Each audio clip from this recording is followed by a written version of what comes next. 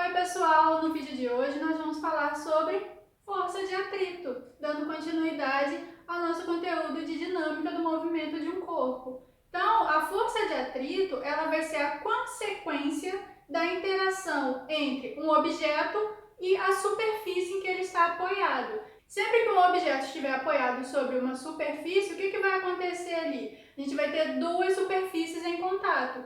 Quando a gente aplica uma força em um corpo e quer fazer ele se deslocar, quer que ele se movimente sobre essa superfície, a superfície ela vai fazer uma força de resistência a esse movimento. Então, as duas superfícies ali em contato, o que vai acontecer? As superfícies elas não são lisinhas, perfeitinhas, elas sempre vão ter irregularidades. Mesmo que uma superfície pareça ser lisa, ela vai ter microscopicamente irregularidades ali. E essas irregularidades é que vão oferecer essa resistência ao deslocamento, quando um objeto for arrastado sobre uma superfície. Essa força de atrito, então, essa consequência do movimento entre duas superfícies em contato, vai poder ser classificado de duas maneiras. A gente pode ter uma força de atrito estática e uma força de atrito cinética. Qual é a diferença entre elas? Quando a gente começa a estudar a dinâmica do movimento de um corpo, a gente se preocupa muito com a velocidade associada a um corpo. Se um corpo está em repouso, se a velocidade dele está constante, se ela está variando.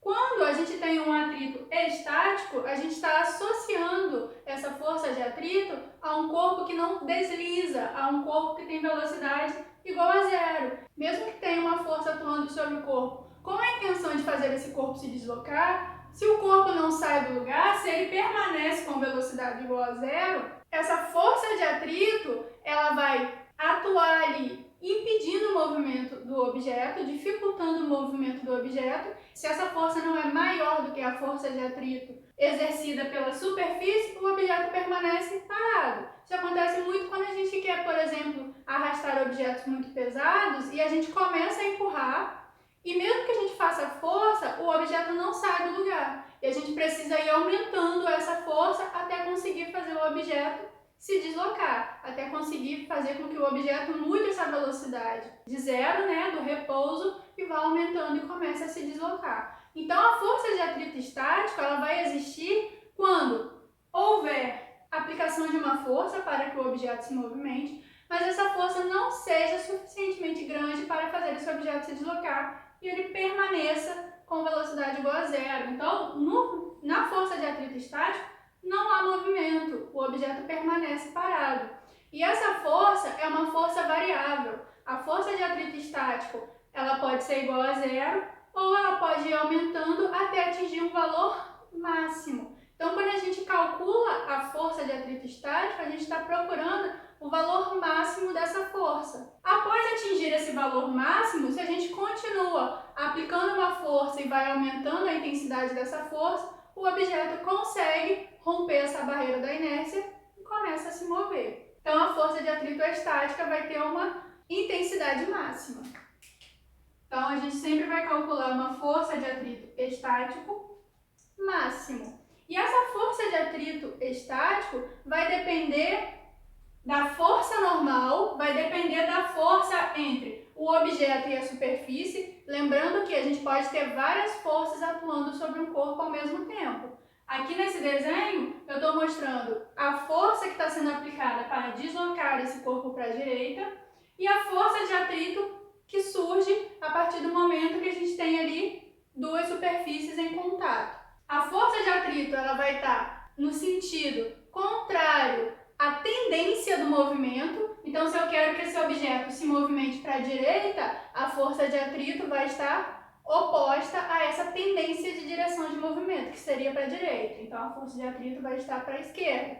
Se eu faço uma força empurrando esse objeto para a esquerda, a tendência de movimento seria para a esquerda. Então, a força de atrito seria para a direita. Então, a força de atrito vai ter uma direção sempre oposta à tendência de movimento do objeto. Não quer dizer que vai estar sempre oposta à força aplicada, mas sim oposta à tendência de movimento do corpo. Então, essa força depende da força normal lembrando que a força normal é uma força que sempre faz um ângulo de 90 graus com a superfície que o objeto está apoiado e vai depender do coeficiente de atrito. O que é um coeficiente de atrito? O coeficiente de atrito vai depender da superfície em que o objeto está apoiado. Então, a gente tem superfícies de vários tipos, de vários materiais diferentes. E essa característica do coeficiente de atrito depende da superfície. Depende se a gente tem uma superfície de cerâmica, por exemplo, como o piso que reveste o chão, ou uma superfície de asfalto, a superfície de uma mesa de madeira, uma mesa de fórmica. Vai depender do material e da superfície ali. Quanto mais rugosa, quanto mais áspera ou quanto mais lisa essa superfície, o coeficiente de atrito vai ter um valor diferente.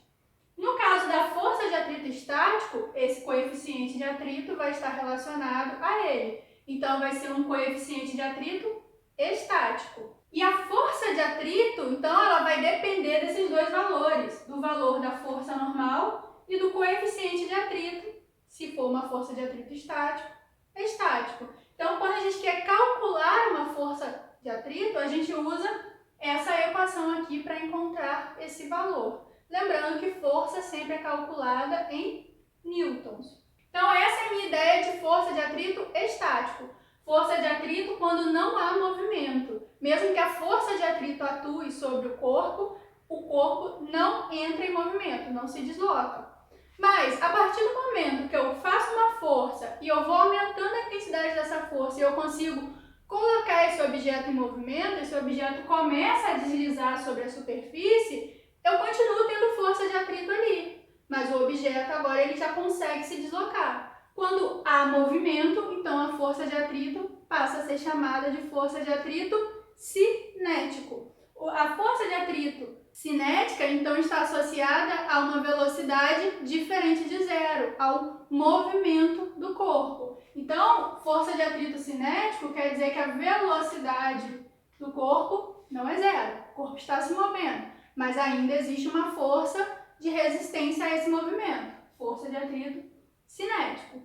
A força de atrito cinético vai ser calculado parecido com a força de atrito estático, só que, ao invés da gente usar o coeficiente de atrito estático para a força de atrito cinético, a gente usa o coeficiente de atrito cinético. Então, além do coeficiente de atrito depender da superfície, né, do que é feita aquela superfície, também depende se o corpo está com uma velocidade igual a zero ou se o corpo está se movendo. Se o corpo está com uma velocidade zero, coeficiente de atrito estático. Se o corpo se movimenta com velocidade diferente de zero, coeficiente de atrito cinético. Então, a força de atrito cinético também vai depender do coeficiente de atrito e da força normal, do mesmo jeito que a gente tinha visto para força de atrito estático. Então, a força de atrito estático está associada à ausência de movimento. Quando o corpo começa a se mover, a gente passa a ter, então, uma força de atrito cinética que está associada ao movimento. Os coeficientes de atrito, o estático e o cinético, vão ter valores diferentes. Mesmo que eles estejam relacionados à mesma superfície, os valores vão ser diferentes, porque depende também se há ou não movimento. Então, o coeficiente de atrito cinético ele vai sempre ser menor do que o valor do coeficiente de atrito estático. Quando a gente for fazer exercícios calculando força de atrito, a gente vai ter que tomar cuidado com isso. Qual é a força de atrito que a gente está analisando naquele momento? Se o corpo está parado, a gente está analisando a força de atrito estática. Se a gente está com o corpo em movimento, a gente está analisando a força de atrito cinética. E aí, esses valores vão mudar. Cinético sempre menor do que o estático. Vamos fazer agora uma análise gráfica dessa força de atrito estática e cinética. Então, como eu falei, a força de atrito estática está associada ao não movimento. Se o corpo não desliza, a força de atrito pode estar atuando e é chamada de força de atrito estática. A força de atrito estática é uma força variável, é uma força que tem um valor zero e vai aumentando até atingir um valor máximo. Então, a força de atrito estática ela não vai ser constante, ela vai ser variável. A gente pode representar como uma reta de uma função de primeiro grau, uma função que vai variando com o tempo, tá? Então, a força de atrito estática parte do zero, vai aumentando até atingir um valor máximo. Quando ela atinge esse valor máximo e o corpo começa a se movimentar, então, ó, a partir do momento que eu vou aplicando uma força, que também vai ser variável, que eu vou aumentando à medida que eu quero que o corpo entre em movimento, que eu vou aumentando para romper com essa força de atrito estática, a força de atrito estática vai crescendo à medida que eu vou aumentando a minha força aplicada.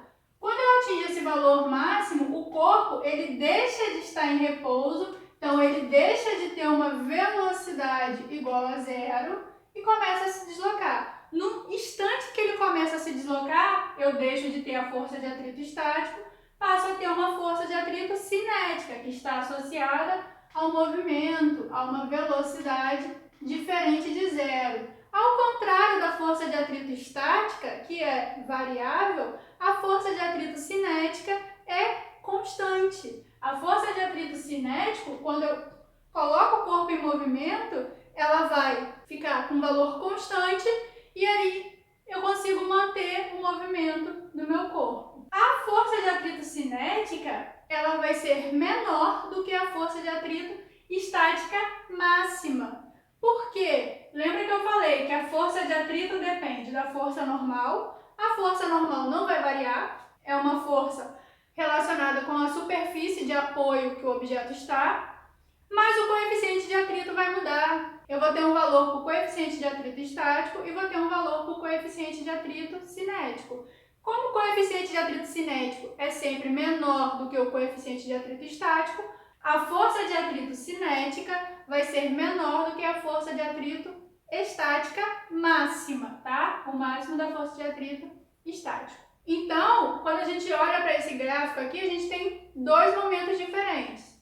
O momento que o objeto está em repouso, que o corpo tem velocidade igual a zero e a força de atrito estática está aumentando até atingir o valor máximo, e o momento em que ele entra em movimento e eu tenho o atrito cinético constante. Se a gente analisa esse gráfico aqui com movimentos no nosso dia a dia, quando a gente quer empurrar um corpo, a gente quer empurrar um móvel, por exemplo, quando a gente começa a empurrar, a gente tem que fazer uma força muito grande. A partir do momento que a gente consegue deslocar o móvel, quando ele começa a se movimentar, a força que a gente fez no início, que era muito grande, a gente não precisa manter, a gente pode diminuir um pouco e é mais fácil você manter um corpo em movimento depois que você começa a arrastar o corpo, você continuar deslocando ele, do que você tirar ele do repouso, do que você fazer ele entrar em movimento. Por quê? Porque a força de atrito cinética é menor, então a força de atrito do movimento é menor do que a força de atrito